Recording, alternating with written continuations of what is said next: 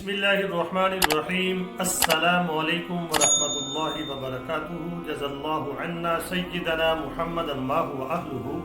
मेरे नाज़रीन, उम्मीद है आप खैरियत से होंगे। अल्लाह ताला शानुहू आपको खुश व खुर्रम रखे। कौन कहता है कि ग़ज़वा हिंद हो चुका है, उनको अब भी नज़र नहीं आ रहा।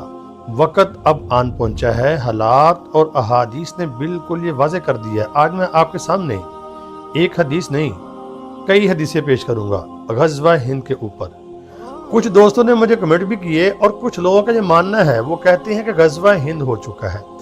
लेकिन मैं आज आपके सामने हदीसें पेश करूंगा, उससे ये साबित होगा और हालात भी आपको बताएंगे कि ग़ज़वा हिंद अब होने वाला है। ये आपके सामने पहली हदीस आ गई है। हज़रत अबू हुरैरा रज़ी अल्लाह ताला अन्हो से रिवायत है, उन्होंने फरमाया, हमसे रसूलुल्लाह सल्लल्लाहु अलैहि वसल्लम ने हिंदुस्तान से जिहाद का वादा फरमाया। हज़रत अबू हुरैरा रज़ी अल्लाह ताला अन्हु ने फरमाया, अगर इस जिहाद को मैंने पा लिया तो मैं इसमें अपनी जान और माल से जिहाद करूंगा और अपने आप को कुर्बान कर दूंगा। चुनांचे अगर मैं शहीद हो गया तो मैं अफज़लुश शुहदा में, यानी कि फजीलत वाले शुहदा में से होऊंगा। अगर मैं वापस आ गया तो जहन्नुम से आज़ाद अबू हुरैरा होऊंगा। ये एक हदीस मैंने आपके सामने पेश कर दी। अगली हदीस देखें। अगली हदीस ये है कि हज़रत अबू हुरैरा रज़ी अल्लाह ताला अन्हु से रिवायत है, रसूलुल्लाह सल्लल्लाहु अलैहि वसल्लम ने फरमाया, हिंदुस्तान का जिक्र करते हुए कि तुम्हारा एक लश्कर हिंदुस्तान से जिहाद करेगा जिसको अल्लाह ताला फतह देगा। चुनांचे ये लश्कर हिंद के हुक्मरानों को जंजीरों और हथकड़ियों में जकड़ कर लाएगा। ये देखें, इस पर गौर करें कि हिंदुस्तान के हुक्मरान, क्या हिंदुस्तान के हुक्मरान किसे कहते हैं? हिंदुस्तान की हुकूमत बन चुकी होगी। अगर आप पीछे जाएंगे, उस वक्त तो उनकी कुछ सूबों पे, कुछ शहरों पे हुकूमत हुआ करती थी। हिंदुस्तान एक बाकायदा यानी कि हिंदुआना रियासत नहीं थी। हिंदुस्तान था लेकिन उस वक्त मुसलमानों की हुकूमत थी। तो हिंदुस्तान के जो हुक्मरान हैं उनको जंजीरों में जकड़ के लाना, ये हदीस से साबित हो रहा है कि हिंदू जो है इस वक्त हिंदुस्तान पावर में आ जाएगा और आ भी रहा है। आगे चल के आपको बताता हूँ मैं। तो अल्लाह इस लश्कर के गुनाहों को माफ़ फरमा देगा। फिर जब ये लोग वापस लौटेंगे तो शाम में इब्ने मरियम को पाएंगे। यानी जब वो ग़ज़वा हिंद से वापस होंगे तो शाम में हज़रत महदी का जो लश्कर है वो यानी कि दज्जाल के खिलाफ जिहाद कर रहा होगा। मैंने आपको बताया हुआ है ये सारे पॉइंट होंगे। वर्ल्ड वार 3 यही होगी, इसमें ग़ज़वा हिंद भी शामिल होगा। तो जब वापस आएंगे तो ईसा इब्ने मरियम को पाएंगे। इसका क्या मतलब है? तो अगर तो वो यानी कि मुगलिया दौर का ग़ज़वा हिंद है तो ईसा इब्ने मरियम का तो अभी यानी कि नज़ूल होना है, वो करीब है। तो मतलब यही जंग होगी, इस वक्त ये जंग होगी। इसके बाद जब जीतेंगे तो फिर वहाँ जाएंगे, ईसा इब्ने मरियम को पाएंगे। तो हज़रत अबू हुरैरा रज़ी अल्लाह ताला ने फरमाया, अगर मैंने इस जिहाद को पा लिया तो अपनी तमाम नई पुरानी मलकियत फ़रोख्त कर दूंगा, बेच कर हिंदुस्तान से जिहाद करूंगा। सो जब अल्लाह हमें फ़तह दे देगा, हम वापस आएंगे तो मैं जहन्नम से आज़ाद अबू हुरैरा हूँगा। अबू हुरैरा शाम आएगा तो वहाँ ईसा इब्ने मरियम को पाएगा। ईसा इब्ने मरियम तो हज़रत महदी के बाद आएंगे, जंग अजीम के बाद आएंगे, दज्जाल के बाद आएंगे। तो ग़ज़वा हिंद, तो अगर जो लोग ये कहते हैं कि ग़ज़वा हिंद हो चुका तो ईसा इब्ने मरियम तो अभी आना है उन्होंने। हज़रत इमाम महदी अलैहि रिज़वान के ज़हूर के बाद और जंग अजीम के बाद ईसा इब्ने मरियम आएंगे जब दज्जाल को मारने के लिए। तो वो अभी वक्त आने वाला है। तो साथ साथ ही ये होंगे। पहले ग़ज़वा हिंद, वर्ल्ड वार 3 हो रही होगी। तो ये जब वहाँ पहुँचेंगे ईसा इब्ने मरियम को पाएंगे। चुनांचे मैं अबू हुरैरा ईसा इब्ने मरियम से करीब होने के लिए इंतहाई बेकरार होऊंगा। तो 3 अहादीस मैंने आपके सामने पेश की हैं। एक हदीस और भी थी लेकिन मैंने 3 पेश की हैं। हिंदुस्तान के खिलाफ जिहाद की अहमियत का अंदाज़ा ये पढ़ें।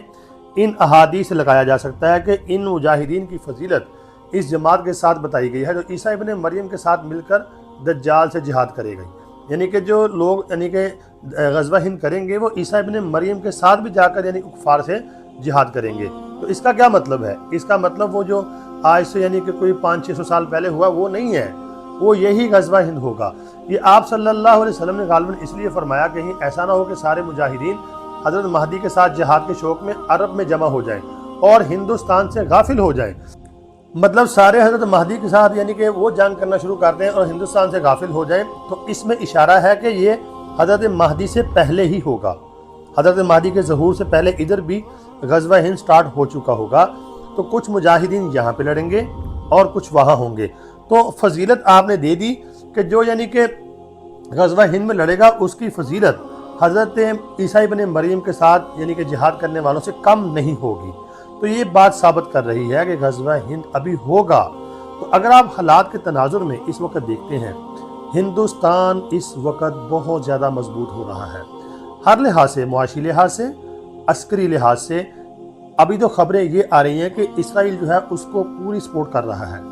اور یاد رکھیں، ابھی آپ کو یہ بھی خبریں ملی ہوں گی کہ فلسطین کے اندر بھی اور یوکرائن کے اندر بھی ہندوستان کے فوجی باقاعدہ وہاں پر جنگ کر رہے ہیں مسلمانوں کے خلاف، اور یوکرائن میں رشیا کے خلاف، اور خبریں یہ بھی آئی ہیں کہ ان کے فوجی مارے بھی گئے ہیں۔ تو اسرائیل جو ہے پوری سپورٹ کر رہا ہے ہندوستان کو، اور دجال کا ان کے ساتھ بڑا گہرا لنک ہے۔ یہ پورا کفر ہے، الکفر ملت واحدہ، ایک ہو جائے گا۔ اور یہ غزوہ ہند حضرت مہدی جو ہیں ادھر یعنی کہ عرب کے اندر کمان کریں گے، اور کمان کے ساتھ ساتھ حضرت مہدی کی قیادت میں یہ ہوگا۔ اور اس سے یہ بات ثابت ہو رہی ہے کہ غزوہ ہند پہلے نہیں اب ہوگا۔